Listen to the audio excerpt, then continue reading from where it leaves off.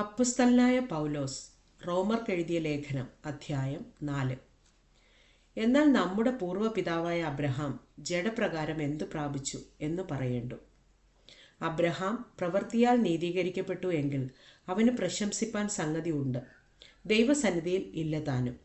തിരുവെഴുത്ത് എന്ത് പറയുന്നു? അബ്രഹാം ദൈവത്തെ വിശ്വസിച്ചു, അതവന് നീതിയായി കണക്കിട്ടു എന്ന് തന്നെ.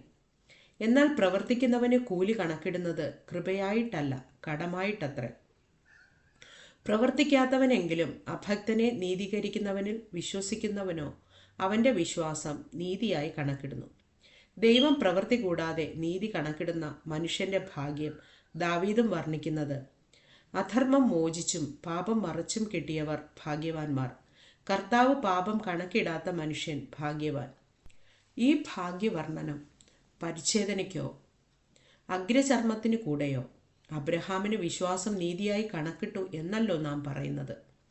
എങ്ങനെ കണക്കിട്ടത്? പരിച്ഛേദനയിലോ അഗ്രചർമ്മത്തിലോ? പരിച്ഛേദനയിലല്ല, അഗ്രചർമ്മത്തിലത്രേ. അഗ്രചർമ്മത്തിൽ വച്ച് ഉണ്ടായിരുന്ന വിശ്വാസനീതിക്ക് മുദ്രയായി പരിച്ഛേദന എന്ന അടയാളം അവന് ലഭിച്ചത് അഗ്രചർമ്മത്തോടെ വിശ്വസിക്കുന്നവർക്കും കൂടെ നീതി കണക്കിടപ്പെടുവാൻ തക്കവണ്ണം താൻ അവർക്ക് എല്ലാവർക്കും പിതാവായിരിക്കേണ്ടതിനും.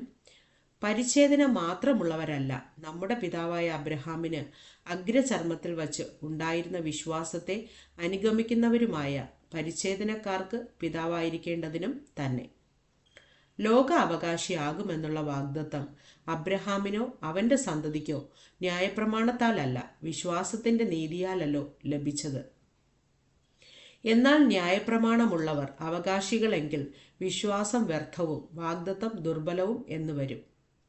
ന്യായപ്രമാണമോ കോപത്തിന് ഹേതുവാകുന്നു. ന്യായപ്രമാണം ഇല്ലാത്തിടത്ത് ലംഘനവുമില്ല.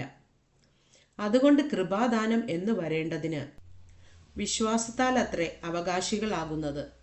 വാഗ്ദത്തം സകല സന്തതിക്കും ന്യായപ്രമാണമുള്ളവർക്ക് മാത്രമല്ല, അബ്രഹാമിൻ്റെ വിശ്വാസമുള്ളവർക്കും കൂടെ ഉറപ്പാകേണ്ടതിന് തന്നെ. മരിച്ചവരെ ജീവിപ്പിക്കുകയും ഇല്ലാത്തവനെ ഉള്ളതിനെ പോലെ വിളിക്കുകയും ചെയ്യുന്നവനായി താൻ വിശ്വസിച്ച ദൈവത്തിൻ്റെ ദൃഷ്ടിയിൽ അവൻ നമുക്കെല്ലാവർക്കും പിതാവാകേണ്ടതിന് തന്നെ. ഞാൻ നിന്നെ ബഹുജാതികൾക്ക് പിതാവാക്കി വച്ചു എന്നെഴുതിയിരിക്കുന്നുവല്ലോ.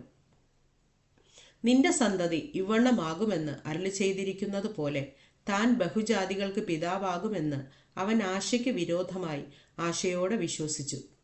അവൻ ഏകദേശം 100 വയസ്സുള്ളവനാകയാൽ തൻ്റെ ശരീരം നിർജീവമായി പോയതും സാറായുടെ ഗർഭപാത്രത്തിൻ്റെ നിർജീവത്വവും ഗ്രഹിച്ചിട്ടും വിശ്വാസത്തിൽ ക്ഷീണിച്ചില്ല. ദൈവത്തിൻ്റെ വാഗ്ദത്തത്തിങ്കൽ അവിശ്വാസത്താൽ സംശയിക്കാതെ വിശ്വാസത്താൽ ശക്തിപ്പെട്ടു, ദൈവത്തിന് മഹത്വം കൊടുത്തു. അവൻ വാഗ്ദത്തം ചെയ്തത് പ്രവർത്തിപ്പാനും ശക്തൻ എന്ന് പൂർണ്ണമായി ഉറച്ചു. അതുകൊണ്ട് അത് അവന് നീതിയായി കണക്കിട്ടു. അവന് കണക്കിട്ടു എന്നെഴുതിയിരിക്കുന്നത് അവനെ വിചാരിച്ച് മാത്രമല്ല, നമ്മെ വിചാരിച്ചും കൂടെ ആകുന്നു. നമ്മുടെ അതിക്രമങ്ങൾ നിമിത്തം മരണത്തിന് ഏൽപ്പിച്ചും നമ്മുടെ നീതീകരണത്തിനായി ഉയർപ്പിച്ചുമിരിക്കുന്ന നമ്മുടെ കർത്താവായ യേശുവിനെ മരിച്ചവരിൽ നിന്ന് ഉയർപ്പിച്ചവനിൽ വിശ്വസിക്കുന്ന നമുക്കും കണക്കിടുവാനുള്ളതാകയാൽ തന്നെ.